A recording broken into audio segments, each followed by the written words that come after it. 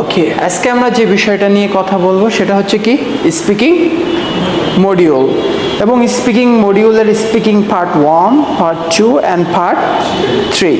এই তিনটা মডিউলে আপনার তিনটা মিলে কত হচ্ছে? ব্যান্ড 9। বুঝতে পারলাম। কিন্তু স্পিকিং পার্ট 2 এর তুলনামূলক মার্কটা কি একটু বেশি। তো আমরা স্পিকিং পার্ট 2 এ যে 2 মিনিট কথা বলবো সেটা কি মেথড দিয়ে?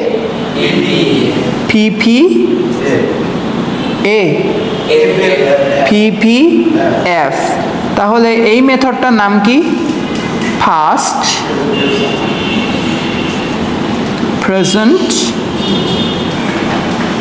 And future.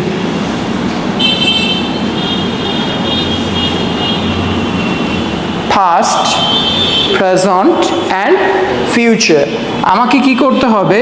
আমি যে বিষয় নিয়ে কথা বলবো প্রথমে আমাকে কি ফার্স্টে কথা বলতে হবে। কত সেকেন্ডস?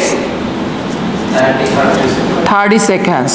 প্রেজেন্টে 1 মিনিট, ফিউচার 30 সেকেন্ডস। এরপরে যেই মডিউলটায় আমার সবচেয়ে বেশি ফোকাস দিতে হবে সেটার নাম কি? Speaking part 3। এখানে কি method? area, not area, okay? Area, okay? তাহলে প্রথম যে জিনিস সেটার নাম হচ্ছে কি? assertion plus reason plus example, next alternative idea। তাহলে এই হচ্ছে কি আপনার এই মেথডে আপনাকে কথা বলতে হবে। এই মেথডটার নাম কি? অ্যারিয়া। অর্থাৎ আপনাকে কি বলতে হবে? প্রথম একটা অ্যাসারশন দিতে হবে, তারপরে রিজন দিতে হবে, তারপরে এক্সাম্পল দিতে হবে, তারপরে অল্টারনেটিভ আইডিয়া দিতে হবে। এইবার আসেন স্পিকিং পার্ট 1। এর আগে আমি একটু বলে নিই, স্পিকিং পার্ট 1 খুব কঠিন প্রশ্ন হয়। এটার একটা নাম, এটার নাম কি? Introduction session.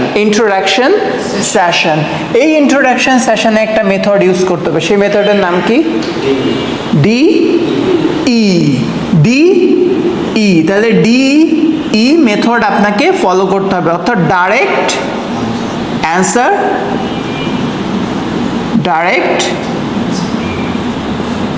Answer plus explanation.